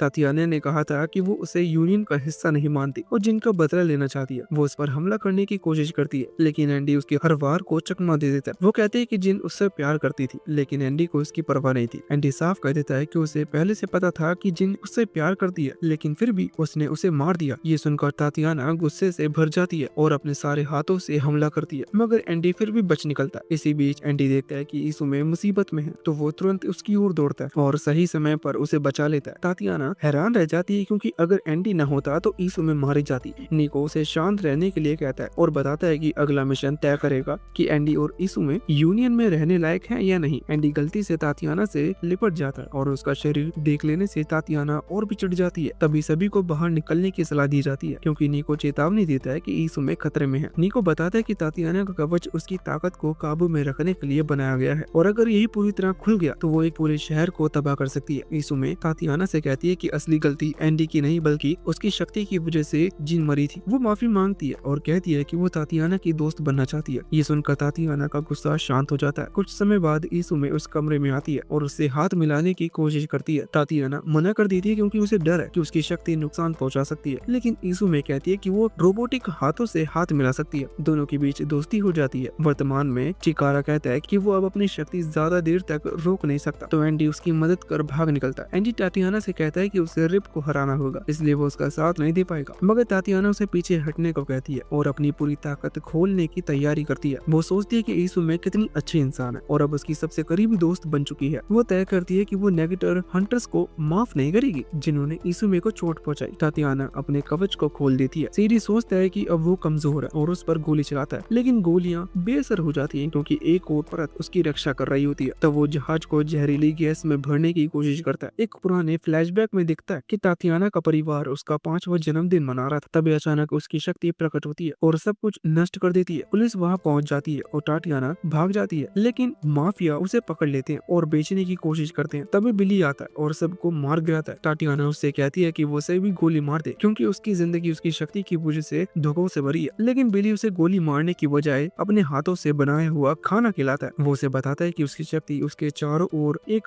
दीवार बना देती है, लेकिन जब वो मुंह खोलती है तो उस दीवार में एक छोटा सा छेद बनता है जिससे वो खा सकती है। वो उसके लिए लंबे केक बनाता है ताकि वो खा सके। इसके बाद वो यूनियन में शामिल हो जाती है। निको उसके लिए एक खास कवच बनाता है जो उसकी शक्ति को दबा कर रखता है, लेकिन हर साल उसकी शक्ति और फैलती जाती है। बिली उसे समझाता है कि उसकी शक्ति लोगों को बचाने के लिए भी इस्तेमाल की जा सकती है और जब सही समय आए तो उसे पीछे नहीं हटना चाहिए। वर्तमान में तातियाना इसुमे की रक्षा करने के लिए अपनी पूरी ताकत छोड़ देती है। उसकी शक्ति हर उस चीज को नष्ट कर देती है जिसे छूती है और धीरे धीरे पूरा जहाज तबाह हो जाता है। इधर एंडी रिप से भिड़ जाता है। वो उसे गोली मारने की कोशिश करता है, लेकिन निशाना चूक जाता है। दोनों हवा में लड़ते रहते हैं। एंडी सोचता है कि रिप के पास जरूर भागने का कोई रास्ता होगा और अगर वो उसे नहीं रोक पाया तो इसुमे मारी जाएगी। एंडी चिकारा से कहता है कि वो अपनी शक्ति का इस्तेमाल करे ताकि रिप हिल ना सके। चिकारा अपनी शक्ति का प्रयोग करता है और एंडी भी वहीं रुक जाता है। एंडी समझ जाता है कि चिकारा बस समय खींच रहा है। तभी एंडी अपनी उंगली चलाता है, लेकिन गोली बीच में ही रुक जाती है। वो समझ जाता है कि चिकारा की शक्ति सिर्फ उसी जगह पर काम करती है जहाँ वो देख सकता है। एंडी उसे आदेश देता है कि वो अपनी शक्ति बंद करे और जैसे ही वो करता है गोली मिया को लगती है, लेकिन वो बच जाती है क्योंकि हवा की रफ्तार ने उसकी ताकत कम कर दी थी।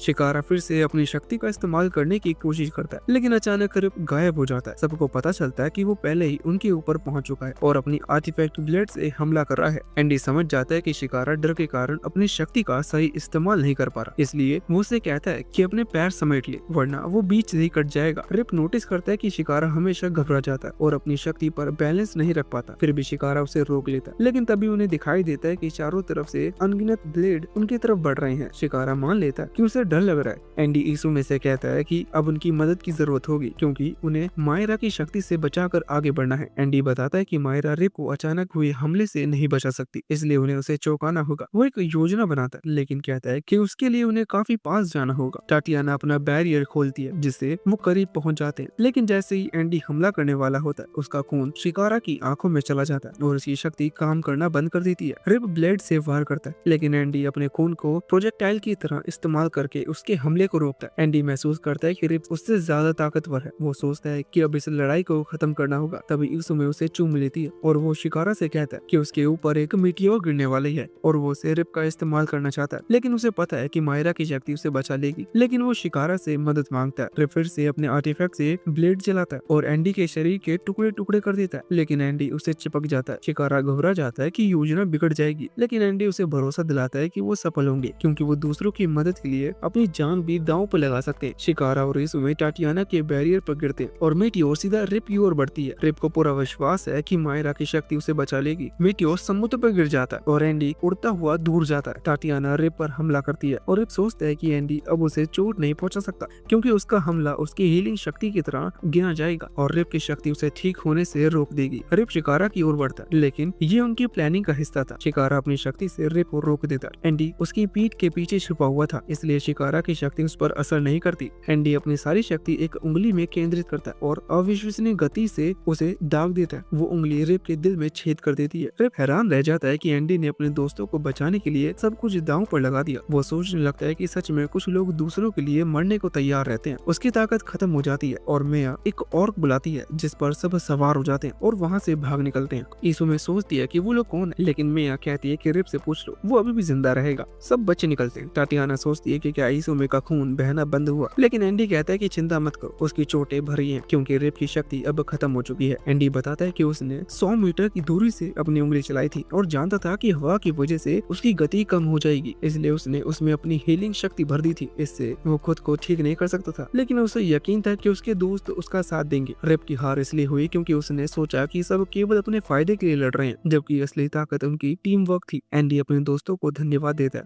और मानता है कि उनके बिना वो जीत नहीं सकता था। इसमें शिकारा से पूछती है कि क्या वो यूनियन में शामिल होना चाहता है। वो कहती है कि अगर वो मना करेगा तो वो जुलूस को नहीं बताएंगे, वरना वो उसे जबरदस्ती शामिल कर देगी। एंडी कहता है कि उसके पास एक हफ्ते का समय है फैसला करने के लिए। जब वो जापान लौट रहे होते हैं तो शिकारा अपनी माँ की बातें याद करता है और यूनियन में शामिल होने के बारे में सोचता है। कुछ दिन बाद दिखाया जाता है कि शिकारा फिर से स्कूल में अपनी नॉर्मल जिंदगी जी रहा है। एंडी ने उसे एक खास टाई दी थी जिससे वो अपने क्लासमेट से बात कर सकता है। स्कूल के गेट पर एंडी और इसुमे उसका इंतजार कर रहे होते हैं। एंडी ने उसे कहा था कि अगर उसने निर्णय ले लिया हो तो उनसे मिलने आना, लेकिन वो दिखाई नहीं देता और एंडी सोचने लगता है कि शायद वो नहीं आएगा। अगर शिकारा का इरादा कमजोर है तो वो सोचता है कि स्टूडेंट की तरह सामान्य जिंदगी जीना ही बेहतर है। इसुमे मानती है कि अगर वो मर गया तो शायद कभी वापस नहीं आएगा, लेकिन अचानक रिप आ जाता है। उसे देखकर इसुमे हैरान हो जाती है कि वो अभी भी जिंदा कैसे है। रिप बताता है कि एंडी ने उसका दिल खत्म करके उसे मार दिया था, लेकिन वो बच्चे के रूप में फिर से जिंदा हो गया और जल्दी पहले जैसा हो जाएगा। इसुमे पूछती है कि वो यहाँ क्यों आया है, लेकिन तभी एंडी उसे जोर से मारता है और धमकी देता है कि वो उसे पीटेगा। एंडी गुस्से में था क्योंकि रिप ने लगभग इसुमे को मार ही दिया था, लेकिन रिप सोचता है कि असल में इसुमे खुद उसके सामने कूद गई थी, इसलिए एंडी को दोष नहीं देना चाहिए। रिप पूछता है कि क्या इसुमे अब ठीक हो गई है और वो बताते हैं कि डॉक्टर ने उसका इलाज किया था। ये सुनकर रिप खुश हो जाती है और कहती है कि एंडी को इतना सख्त नहीं होना चाहिए क्योंकि वो पहले ही इसुमे से सुलह कर चुका है। फिर वो उन्हें एक तोहफा देता है। वो एक बंदूक निकलता है और बताता है कि ये एक आर्टिफैक्ट है। जैसे ही इसुमे उसे पकड़ती है उसे एक काली परछाई दिखाई देती है जो पूरी दुनिया को जलाकर खत्म कर रही होती है। इससे वो डर जाती है और वही दृश्य देखता है तो वो रिप से पूछता है कि यह आर्टिफैक्ट बाकी से अलग क्यों है। रिप बताता है कि आर्टिफैक्ट दिमाग में अलग अलग छवियां दिखाते हैं, लेकिन ये बंदूक खास है क्योंकि ये बताते हैं कि दुनिया कैसे खत्म होगी। वो सोचता है कि ये काली परछाई भगवान है और कहता है कि यूनियन कभी भी उसे हरा नहीं पाएगी। उसका मकसद है कि दुनिया खत्म होने से पहले वो उस पर राज करे। एंडी उसे पागलपन मानता है। रिप आगे बताता है कि उसकी टीम का नाम अंडर है और वो दुनिया को बदलना चाहता है ताकि नेगेटर बेहतर जिंदगी जी सके। वो एंडी और इसुमे से पूछता है कि उन्होंने जो देखा उसके बारे में वो क्या सोचते हैं और उन्हें अपनी टीम में शामिल होने का इन्विटेशन देता है। एंडी मना कर देता है और कहता है कि उसका लक्ष्य इविल गॉड को हराना है। रिप उन्हें ब्लेसिंग देता है और अचानक गायब हो जाता है। तभी शिकारा आ जाता है और एंडी बताता है कि वो इविल गॉड को हराने वाले हैं। ये सुनकर शिकारा डर जाता है क्योंकि उसे इस बारे में कुछ भी नहीं पता था। वो भागने लगता है और इसुमे उसके पीछे दौड़ती है। शिकारा अपनी शक्ति का इस्तेमाल करता है जिससे इसुमे रुक जाती है, लेकिन तभी एंडी गायब हो जाता है और उसके पीछे आकर कहता है कि वो सिर्फ बात करना चाहते हैं। वो उसकी क्लासरूम में पहुंचते हैं जो खाली पड़ी होती है। एंडी कहता है कि इसुमे को स्टूडेंट का भेष धारण करना होगा ताकि बातचीत करना आसान हो। क्लासरूम में शिकारा दुनिया के अंत के बारे में पूछता है। एंडी बताता है कि ये कुछ ही महीनों में होगा। शिकारा कहता है कि वो जीना चाहता है लेकिन अपने पापों का प्रायश्चित भी करना चाहता है। वो बताता है कि उसके माता पिता की मौत की जिम्मेदारी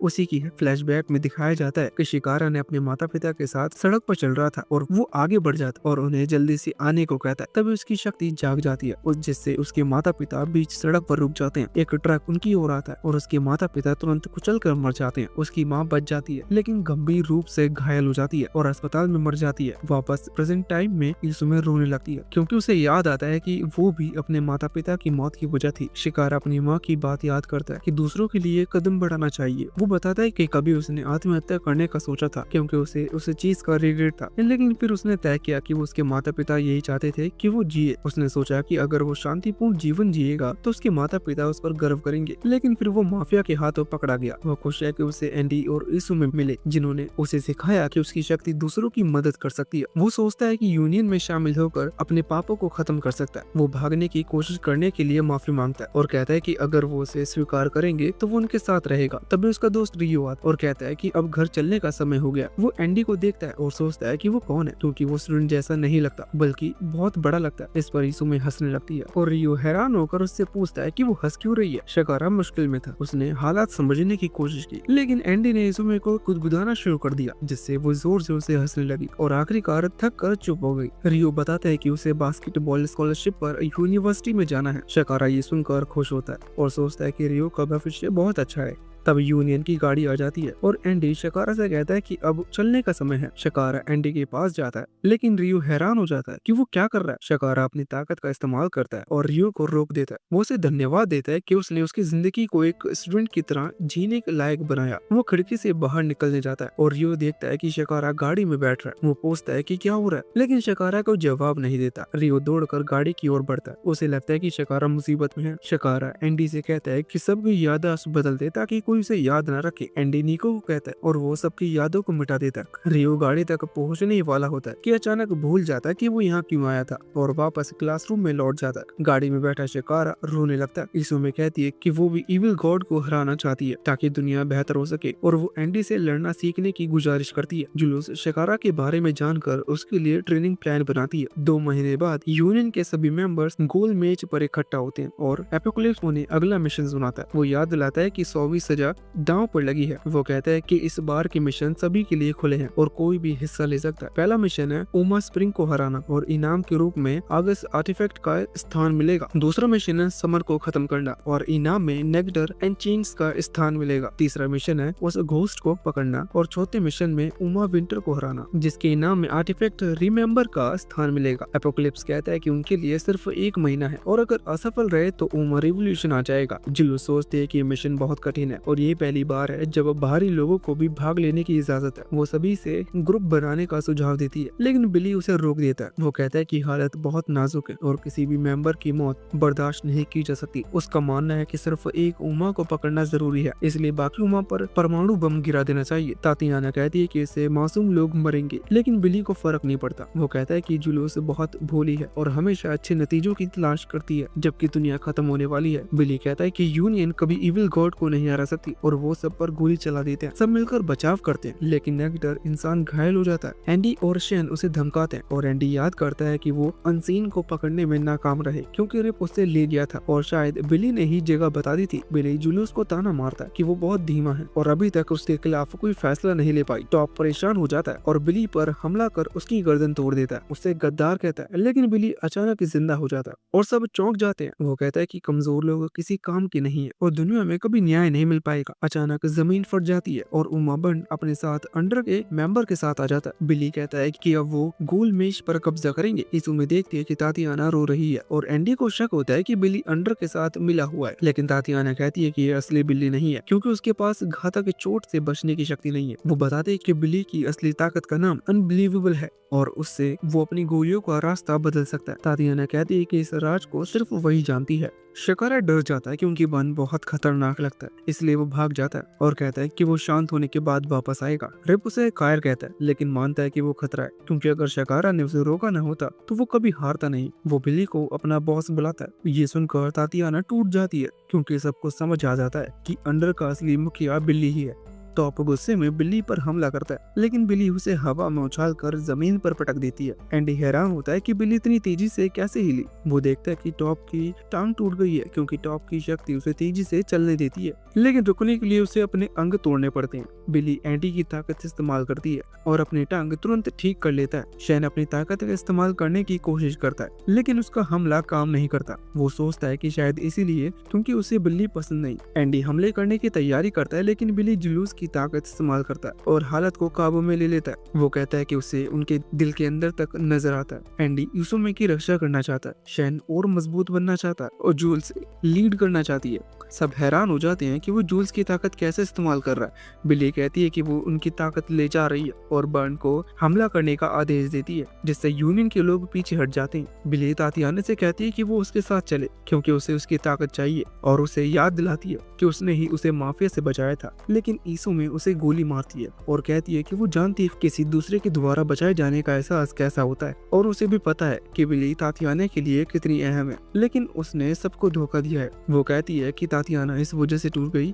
इसलिए वो उसके साथ कभी नहीं जाएगी। बिल्ली उसे दुश्मन कहती है और गोल मेज लेकर जाने की कोशिश करता है। जुलूस कहती है कि अगर गोल मेज चला गया तो वो कभी इविल गॉड को हरा नहीं पाएंगे इसलिए इसे हर हाल में वापस लाना होगा। एंडी ईसुमे से अपनी ताकत इस्तेमाल करने को कहती है। जुलूस सोचती है कि क्या उसकी प्लानिंग काम करेगी क्योंकि बर्न बहुत ताकतवर है लेकिन एंडी आत्मविश्वास से कहता है कि उसने मिया का सम्मान किया है और जानता है कि आम हमले बेकार होंगे। केवल ईसुमे की ताकत ही मदद कर सकती है। जुलूस मान जाती है और कहती है कि बिल्ली ने यूनियन से धोखेबाजी की है। वो आदेश देती है कि सब एंडी और ईसुमे की मदद करें और बर्न को रोके क्योंकि वो गोल मेज उठा रहा है। वो निको को कहती है कि घायलों का इलाज करें और अपने आदमियों से कहे कि बर्न को रोके। वो शैन को कहती है कि डिपोजिटरी जाकर नेक्टर फील्ड की रक्षा करे क्योंकि अंडर वहां से आर्टिफैक्ट चुराने की कोशिश करेगा। वो शकारा को कहती है कि उसका खून रोके और तातियाना को तैयार करने को कहती है। ईसुमे उससे कहती है कि उन्हें बिली को बचाना है क्योंकि वो एक महान इंसान है। एंडी के साथ उड़ते हुए वो निकलती है और जुलूस मिशन शुरू होने की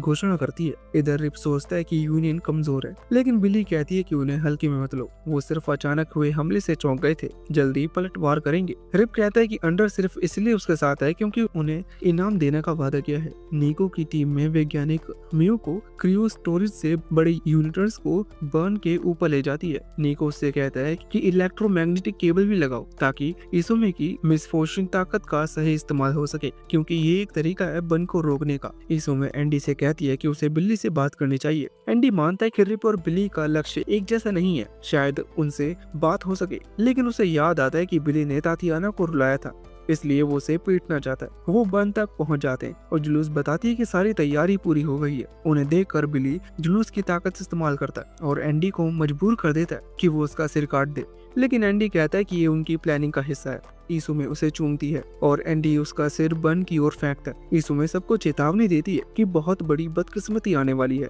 तभी इलेक्ट्रोमैग्नेटिक केबल खराब हो जाती है और जोरदार धमाका होता है, लेकिन बर्न किसी तरह बच जाता है। वो तुरंत क्रियो स्टोरेज यूनिट चालू कर देता है और बर्न पूरी तरह से जम जाता है, जिससे वो नीचे गिरने लगता है। लेकिन बिली सोचता है कि ये उसे रोकने के लिए काफी नहीं है। वो पाइल कैनन चालू करने ही वाला होता है, तभी इसुमे की शक्ति काम करती है और मशीन बिल्कुल सही समय पर चल जाती है, जिससे बर्न आर पार छेद हो जाता है। वो तुरंत कायरो स्टोरेज यूनिट चालू कर देता है और बर्न पूरी तरह से जम जाता है।